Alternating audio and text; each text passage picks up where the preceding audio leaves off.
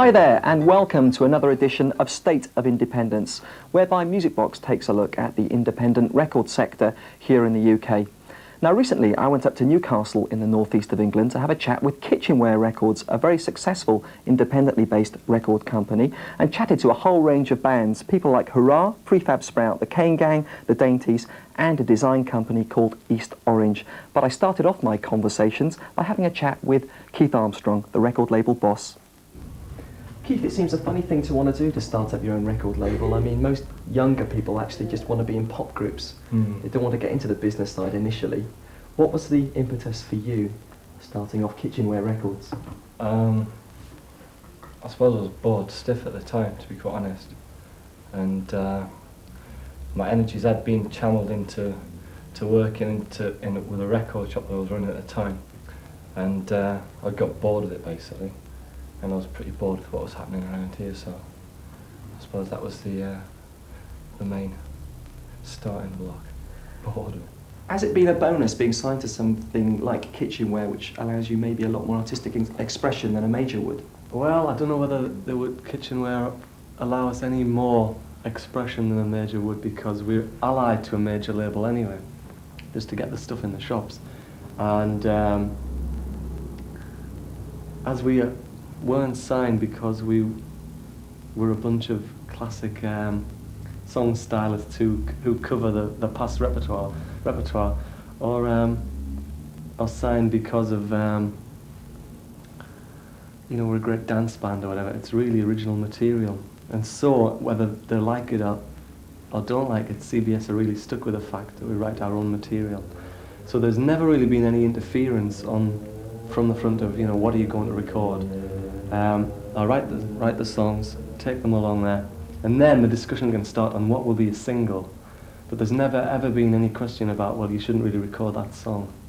And that's fine, really, because when it comes to things like singles or what would be the most likely choice of a single, I have no better idea than anybody else what makes a single. And I have never have any particular axe to grind on that subject, because the thinking behind it was, well, originally we were, well, still are, virtually one of the only good groups in Newcastle. And Kitchenware, when we first met them, had the same ideals as us. Just got together, we released the first single, and that was it, Just because purely Keith and Paul were the only people at the time who had the same beliefs and wanted to do what we wanted to do, and nobody else would get up off their backsides except the people involved in Kitchenware at the start. Keith and Paul being the guys that run Kitchenware running the Records. label. So was it Keith's strong personality that persuaded you to sign to the record label? Well, actually, he was attracted to us, actually, because he was very impressed by what we were doing at the time, and we thought, like, we could have slogged away and tried sending demos down to the majors and all this, but we didn't like the way the major companies operated or anything like that. We wanted to be free to do what we wanted to do, and Keith just thought the same. He didn't want to put any pressure on the group. And so it was just, worked out together. So Dave, are you sticking to the small label ethic because you're one of the few bands signed to Kitchenware Records that aren't licensed to a major label? It still gives you the freedom of what you want to do, but I mean, you definitely need the distribution from a big company to get your records out. So do you still see your kind of small town lifestyle on a small record label as being a problem? Well, no, because it's not a small town lifestyle. Actually, it's we're just quite happy to be based up in Newcastle at the minute. Instead of going down to London or going all over the place, you can do what you want to do from up here. There's no need to go down to London or anything like that. And we're quite happy at the minute, So you can do what you want to do from up here without the pressure of record companies down in London or whatever. And it's not like it's just a local thing, it's virtually worldwide, So. But Paul, being on a small label, does that make it harder to organise big things like tours and trips abroad and things like that? Well, not really, because you put it in the hands of professional people, agents and that. So it's no different really. You just get other people to do it. This dusty road we always walk. Think of these miles we'll always talk. The gifts you send so neatly right. Now who'd have thought we'd send them back? And who'd have thought we could send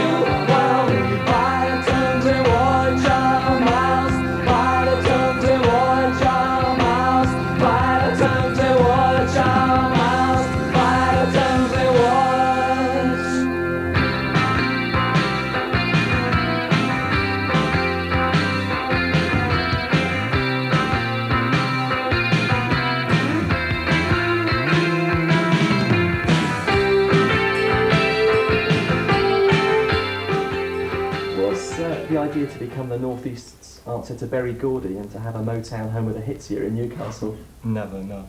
I mean, it was never, as far as like a place and having a home of the hits or having an established thing about a place that you were living in, that never really occurred to us. It's purely, I mean, it's just purely geographical reasons that we could like get together in this area really, and that we've managed to find such a wealth of talent actually in the surrounding areas. But as far as, you know, being a Newcastle label and wanting to sort of push any sort of sound or image to go with anything that might go with the sort of Motown type thing, definitely not. Paula and Matt, you work for an outfit called East Orange and you design all the kitchenware covers and posters and things.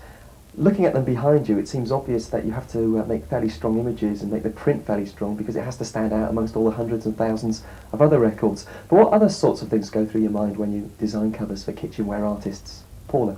Well, we always listen to the demo tapes and actually talk to the bands. That's the most important thing. Find out what they want, the type of image that they want.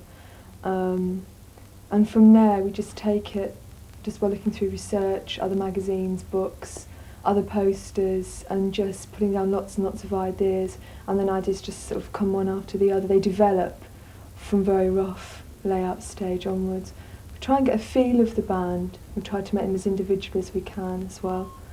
I think it's good to take things to be influenced not by other covers necessarily, but take influences, say, from book jackets or other sorts of graphic design from the 50s and so on. So you don't necessarily get record cover type images, so you're not just repeating the same sort of rock and roll images on your covers. Even fashion, anything visual. It's important, otherwise you end up just rehashing what other people have done. Dave, what attraction did Kitchenware Records have to a group like the Kane Gang, bearing in mind you're locally based, the record label's locally based, and yet you probably want to get across to as many people as possible worldwide? Well, that's right. It was a sort of mutual attitude that we'd always thought that we'd hit to be sort of a locally based band. We thought it was a local band. And when we did get to know Keith, when we met him just a couple of times, we realised that his intentions were basically the same as ours, that he didn't want to be like a little local cottage industry. He just wanted to immediately conquer the world, so we were up for that.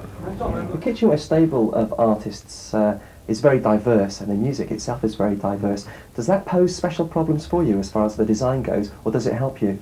I think it helps because it inspires us. People never believe us, but we actually like each band on Kitchenware because they're all so different. And I think some designers tend to develop a house style and use that for every band that they design for. And you tend to, when you see the record on the rack, say, oh, that is that designer rather than that band. Because there's two of us working together, we've both got different ideas, different approaches, so we can blend those and get something different each time for each band.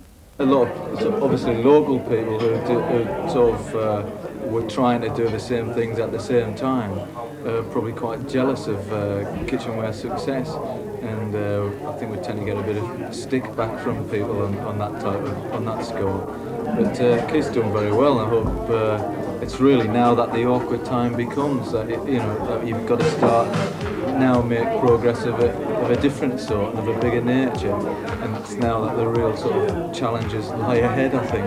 If you disrespect everybody that you run into, how in the world do you think anybody's supposed to respect you? If you don't give a damn about the man with the Bible in his hand, now let's get out the way and let the gentleman do his thing.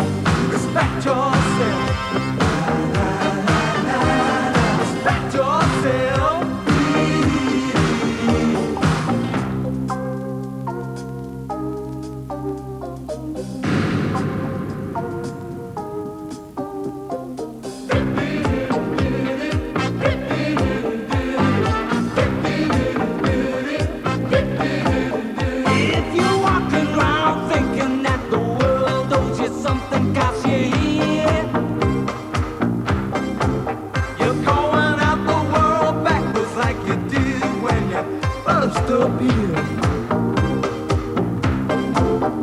Keep talking about the government won't stop air pollution. Yeah. Put your hand on your mouth when you cough. That'll help the solution. Oh, you cuss around women, but you don't even know their name. Then you're dumb enough to think it'll make you a big old man. Yeah. Respect yourself. Respect yourself. Respect yourself. Respect yourself. If you don't respect yourself, ain't nobody gonna give a good cahoot. Respect yourself. Respect yourself. Does being signed to a small label like Kitchenware actually help the creative process? I think it does, undoubtedly, yeah, because we're not in a situation where, you know, somebody's continually badgering us to come up with the hit record, a hit album, and all our music's being allowed to evolve naturally. That's a lie. That's a lie. As fast as he says that, I hasten to add. But carry on. Yeah. Well, just that, I think all the music comes together fairly naturally. You know, there's nothing contrived about it, about the way that we work. In a way, it's quite an unenviable task, I think. I mean, to set up your own label, because you're having to start from scratch and you're having to introduce a number of new bands from maybe one area of the UK to an unsuspecting world. Mm. What special difficulties does that pose? Because the temptation initially must have been, well, you know, let's go down to London and set up the record label because that's where it's all happening. And of course, you've probably proved that that's not always the case. So what difficulties are manifest in actually setting up an operation which is hundreds of miles away from London?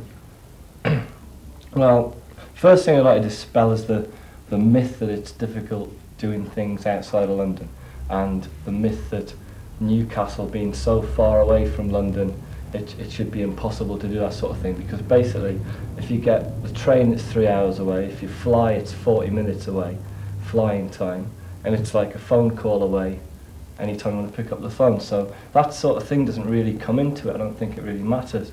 And we've never even considered going down to London to work, to move. I mean, like, we live here, we're quite comfortable here.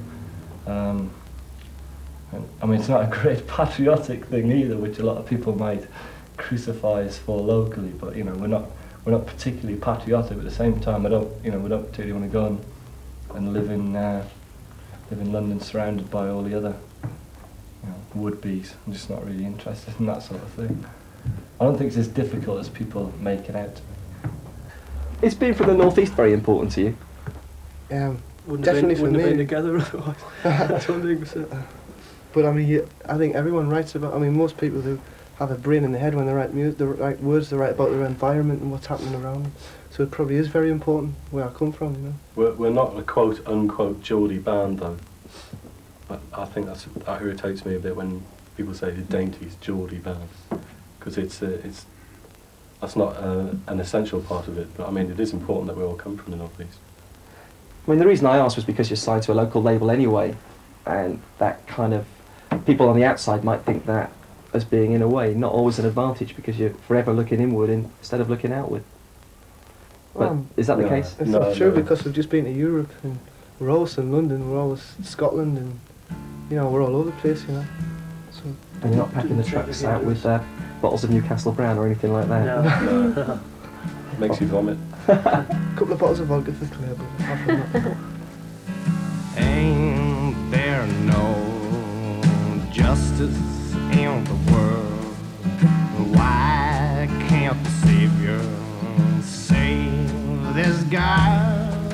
She's only 16, she's got 2 months to live, with so many geriatrics running around with nothing to give. Poor angel, the mail is full of get well cards. The painkillers come but don't work anymore. And her mother has aged 5 years and 5 weeks. And her father tells her kid brother, Angel's got a touch of the flu. Still cancer grows and breathes. It kills. She knows.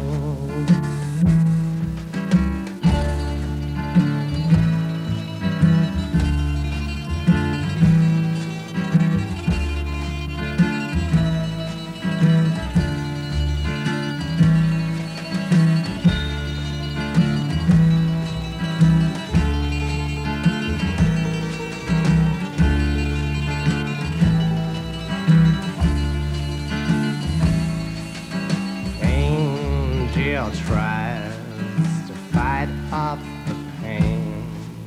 A helpless cancer victim cries in time with the rain. Christ, she's only 16. She's got 2 months to live. As she thinks of her friends that she won't see again, her eyes close. Paul, is there a temptation for you to maybe build up a strong design image for the record label? No, not really. For the bands, yes, but not for the actual label itself. That the actual image is strong. Well, we hope it's strong, but there isn't any idea of making the kitchenware stronger than the bands. It is as important, but the bands really are important. I think when Kitchenware started off, then it was important to get the name recognised, to do posters saying just for the record company, because no one had heard of it before. And people actually do buy things just because they're on Kitchenware. I think now that it's slightly more established, it's got to shift the focus back to the bands again now and promote them as much as possible. Because it does beg the question, does Keith Armstrong as the record label boss try and influence your choices as to the covers and artwork? Of course. I mean, but that goes with everybody. Everybody puts in their 10 penneth worth, if you like, and puts in lots of ideas. That's what makes it so exciting. Someone doesn't say, hurrah, wants a 12-inch cover, go away and do it. Everyone gets together and argues about it and puts in lots of different ideas, and that is the thing that's most inspirational, that everyone is actually putting something in. It isn't just us going away and producing a cover. It's our job to sort of extract from all the various opinions and arguments something that isn't a compromise, that although it takes in everybody's view, it's still not got to be a compromise solution. So we've got to listen to everybody's arguments and then do something that we feel is right as well, after we've heard everything that they've said. What about the other bands on Kitchenware? Is there a lot of camaraderie or rivalry between you? There isn't any rivalry, I don't think. Not really. People like say there is, but there isn't really. I mean, we don't really have much contact with the other bands. The only time we see them is like we happen to like meet them in the office. We all get on dead well, and everybody likes all the groups concerned. I think, you know, it's a friendly thing, but like Paul says, we hardly ever meet, really. But Keith Armstrong, the record label boss, would maybe have us believe that the whole thing works as a cooperative and you pool equipment and you all help each other out. Well, it's not true actually. We borrow equipment of all the other groups because we haven't got any. That's the only pooling it's done. The actual equipment we're using today is now. Yeah, it isn't like some big hippie commune, you know. Yeah, it is just with short hair, isn't it? Really. You all have lentils for lunch. Yeah, well, some of them do. What about the label's image as a whole? Because some critics have compared it to Stiff in the 70s, in that, you know, a lot of the bands almost had to fit the image of the label rather than the other way around. No, does that happen with Kitchenware? No, not at all. Because I don't think when Keith chose the bands, none of the bands had like a strong image. Out of, you know, the 4 groups, I don't think you could put one together at all, music-wise or like visually or, you know, anything really. It's like image is like a lot of labels, independent labels or major labels, that's all they go on is image. But like Kitchenware is such like, image comes like second if it comes in at all, you know. Like Keith isn't bothered what anybody looks like, you know. It's just all the bands make good music, and that's why they stand out from the rest of the country, you know what I mean? And that's it. Are you conscious of not only promoting your bands, but promoting your own image as a record company?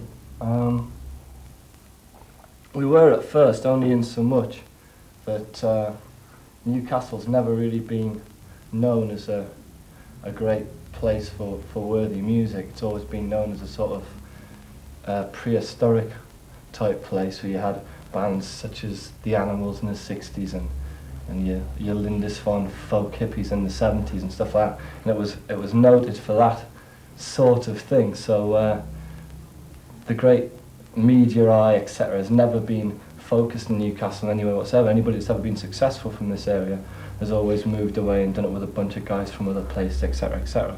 So the thought of just going down and taking one group, totally unheard of by everybody, and pushing that forward didn't seem to have the same chance of impact that doing it with a number of groups would do, and doing it under a banner.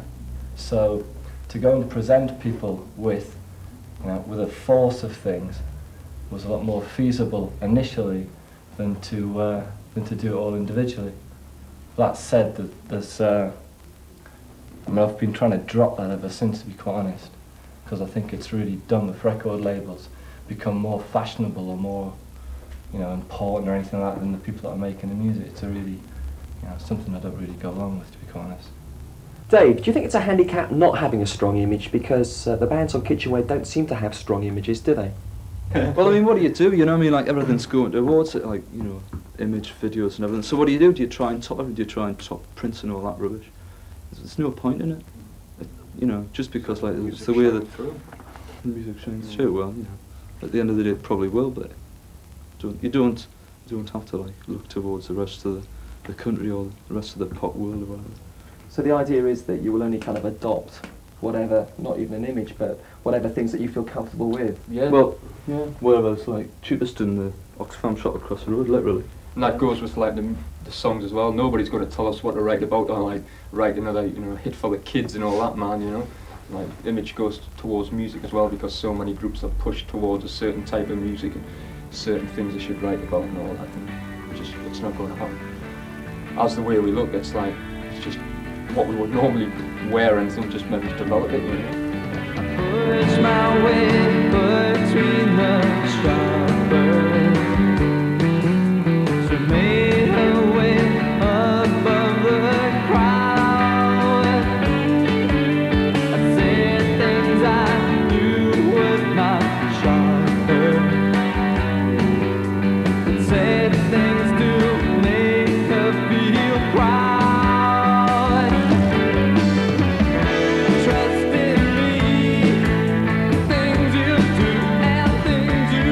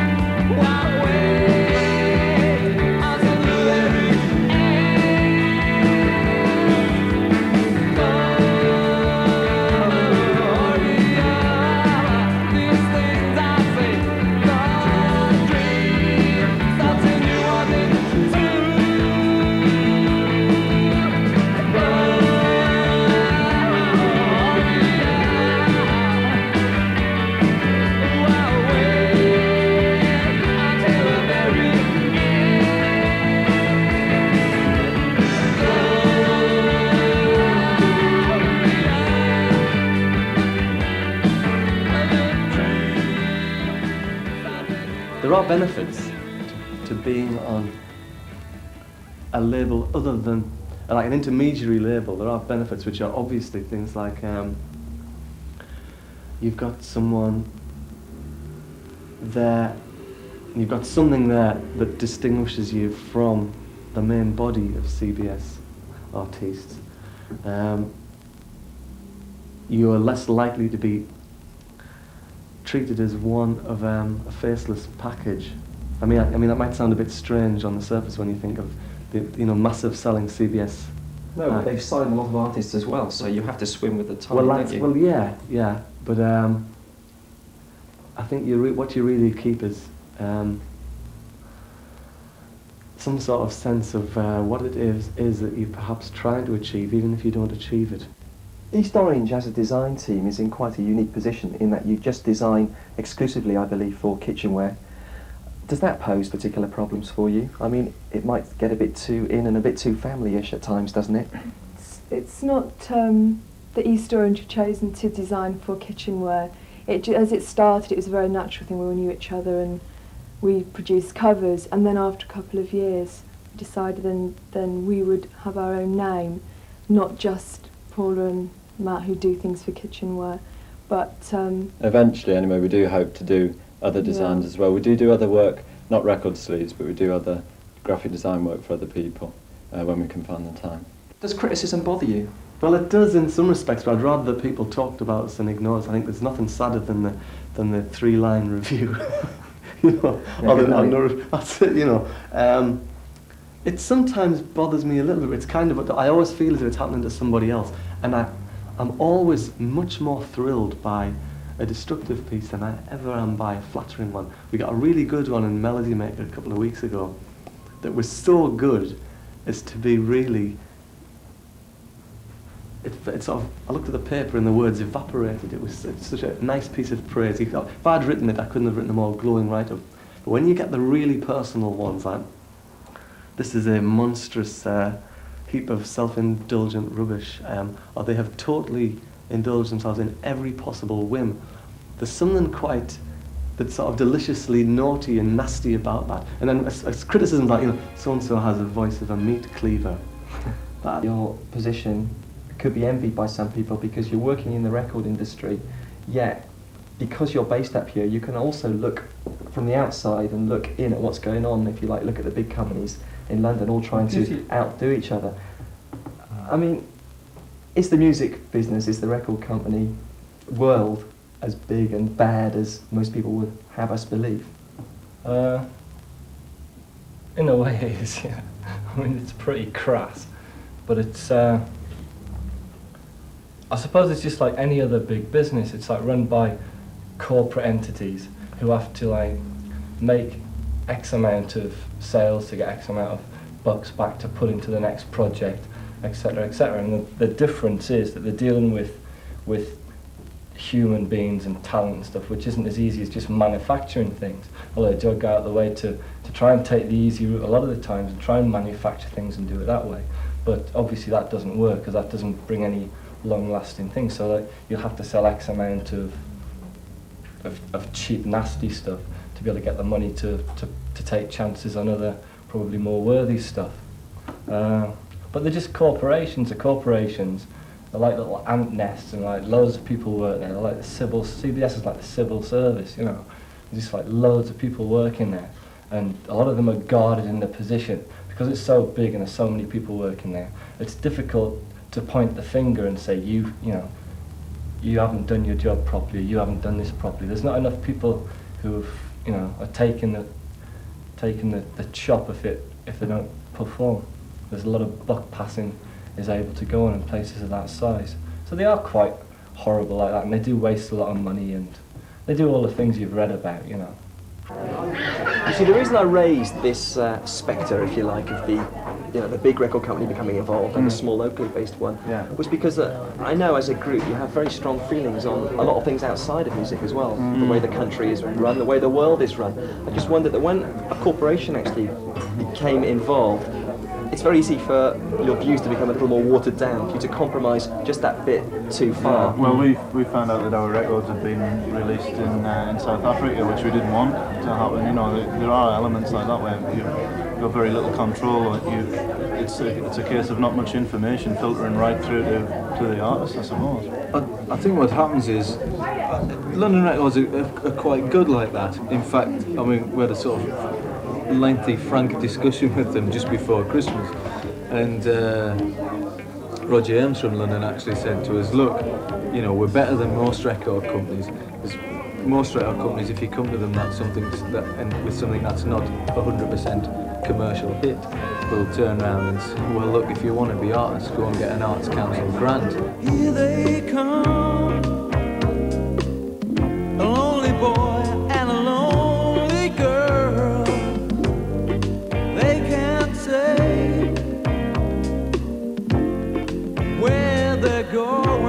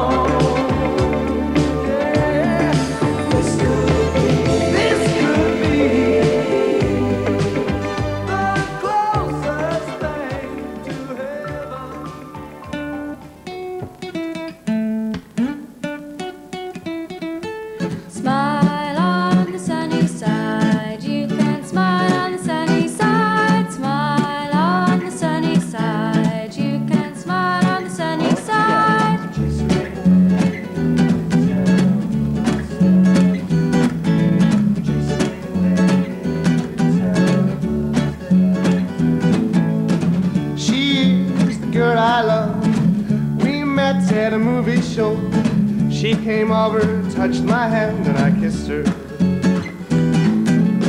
Well, I've meet ice cream in her room, and she'd play me her latest tune, and we'd sit together and laze in the sunshine.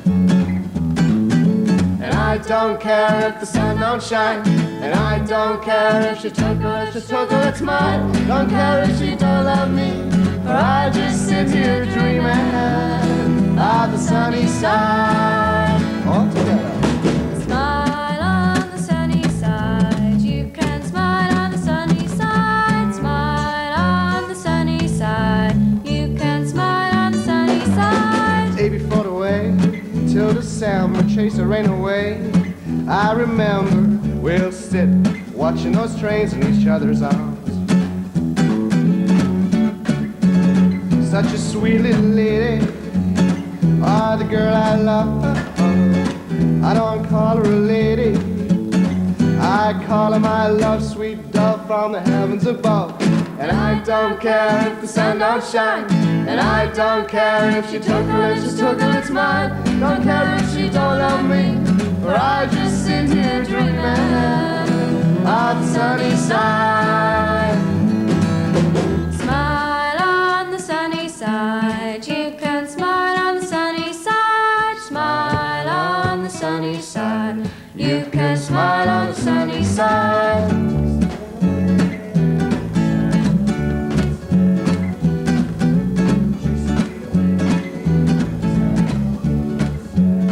On the sunny side of the street, where those cars go zooming by, by, by, by, by, by, by, by, by, by, by, by, by, on the sunny side, on the sunny side. The addition of Claire to the lineup comes as, well, I suppose not that much of a surprise, because you guys can get up to pretty much anything, but why has Claire suddenly joined you? Oh, she's been there all the time. We've always, like when we started off, we used to go to Anne's kitchen. We used to just take the acoustic guitar and a double bass. It was before we met John, and we used to have a little lad called Terry on the cushion, and we used to just play for fun and enjoyment, you know, just like what we've just been doing there, you know. And so Claire was there at the beginning. She used to manage the band at the beginning, get all the gigs and that. No, but she was there at the beginning. And Keith came along, kicked her out. She got you the six-figure advances, did she? I think what's happened is that we've had this certain amount of success relatively easily, if you like, and I think the most difficult thing, and what everybody's finding difficult now, Keith included, is to look ahead and think of new and innovative and interesting things to do with the label and with the bands on the label, without getting into this whole sort of, you know, ZTT type of really inbred, horrible, narcissistic marketing that goes on. And I think we just want to sort of clear the decks now. It's up to Keith to a certain extent to find a way around of doing that. So, well, that might be one of his weaknesses that we're still talking about in 12 months' time. What else is it about the Dainties, do you think, that maybe sets you apart, certainly in my mind, from a lot of the other groups around at the moment? You certainly seem to be very spontaneous. Charm, charisma.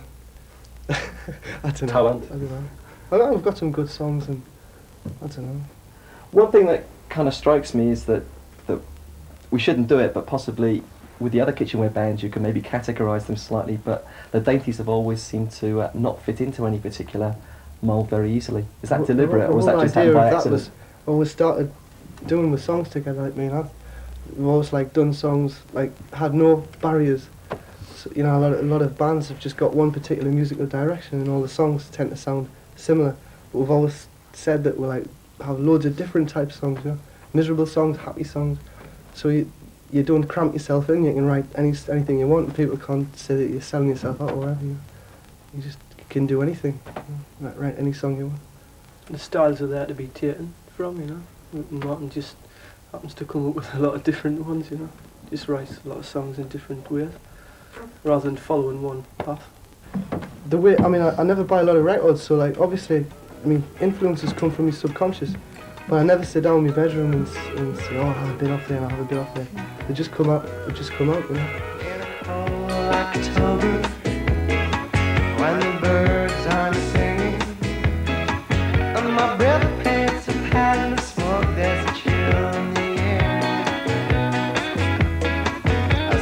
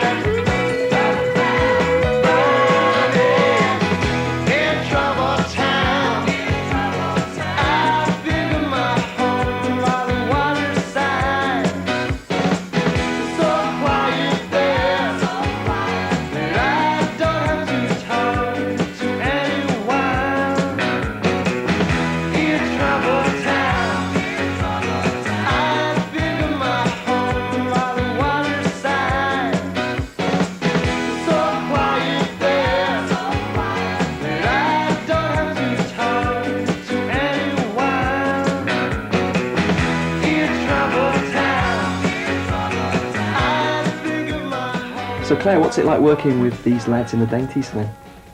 Well, it's good, you get places and everything, but I don't work with them a lot, just now and again when things come up. Does it interrupt your schoolwork? No. She wishes it did. So maybe in a few years' time when you can leave school, are you going to join these guys full time? I don't know. It's up to Martin. She'll always be working with us, I think. We'll always be doing things. Really? Aye. What's so special about Claire for you lot? Is it a singing voice or what? She has got a good voice, really good voice, you know. It's a right hook, really. She makes a good cup of tea. That's more fun when you get someone you know rather than getting the session player in. Someone's session, you know, you're better off trying to do it yourself. That's why he plays loads of different instruments. Rather than getting someone really, you know, like. So who else have you got in the pipeline as well? You roped in Claire now. I mean, if you've got like your grandmother and grandfather around the corner to come in on washboard or anything like that. No, I wouldn't go that far. That plays a penny whistle. But if you play any instruments, you're welcome to have a crack, like. But there's always the fear of being sacked.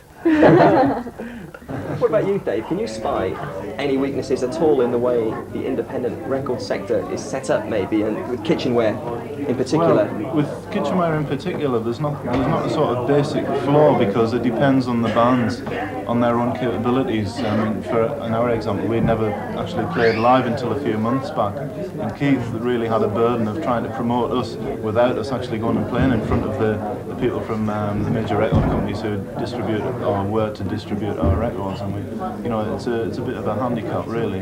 I think going on from what I was saying really is that it becomes, having got to this stage, like Dave's saying about being a live band and it's, I think one of the weaknesses is that because we're all new to this, is that you tend to, Keith sometimes goes into gets seduced by that whole, well, you've got an album out, let's go on tour, and the traditional way of promoting things and acting. And I think that's the problem, to get away from that, and that is the weakness at the moment.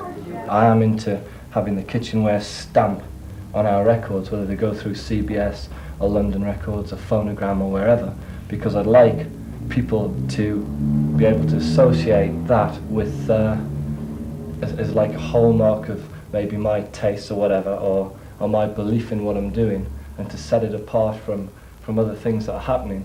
And also it also protects you in a way from getting stuck with the big corporate image. I mean, we may be with CBS or Prefab Sprout right now.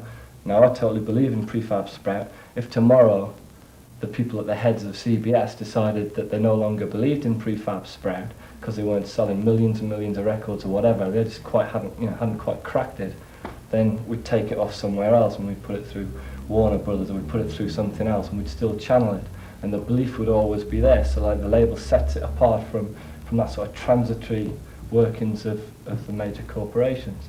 You're in an unusual position in some ways now because you're signed to Keith's label Kitchenware, so you are in a way still an independent record company signing, and yet you are licensed to another record company as well, London Records, for distribution presumably and other facets of the game. What extra pressures does that put on you, having more of a kind of corporation becoming involved? Well, so the way it should work is that the way ideally we would like it to work is that Keith would go and get the money off London and we go and do what the hell we like with it at the end of it. Go to the Bahamas. But of course it doesn't really work like that, and in the end there's really Keith and Kitchenware acts as a buffer zone between us and London Records. Certainly that was how it was initially, but having the sort of... It still hasn't really sorted itself out into a final working arrangement. It's exactly... I mean, we're in much the same position as any other band signed to a major record label in that respect, that any pressures we've got from London Records to have hit records or success on a massive scale or whatever are there for us just as much as anyone else. Finally, I've been dying to ask you this one. Artists, by tradition, are very single-minded, strong-willed people. You must have terrific fights as to the final result or the final design. Yeah, we enjoy the fights more than actually doing the designs. Yeah, that's important. What sort of level does it sink to? We hit each other. Knives, guns. No, it's all very friendly, but it's healthy. You know, the day that we start agreeing on everything we do, I think that's going to be dangerous, really. We start to sink into We just tend to start to do things all the same, and that's not very healthy as well. So as long as we keep fighting, we're happy, really. The needless stage affair, playing to a paying crowd. What is hope for inside of prayer will soon be said out loud. What about the future then? I mean, how do you plan to get the Dainties message across? Is it through a lot of hard live work, or I what? think we're basically a live band, so I think that will always come into the thing. We'll never be one of them bands who will say we'll never play live. So that's what we really enjoy doing, you know, playing live. But I think we'll just always keep doing it. We'll probably build up, you know, where a lot of bands sort of make it very quickly and they tend to disappear. I think we'll just keep on growing and growing, and we'll be around for years and years and years. You know? I think so. But saying that, the bomb will probably drop them more. Now, my boys, when you robbed me of all hope and said you had no choice, you had no choice. Finally, Keith, do you have any sort of vision for Kitchenware Records? I mean, is there a big, bold design for the future for Kitchenware Records? In an ideal world, how would you see it all coming together? Selling a damn sight more records than I sell right now. Okay, thanks a lot.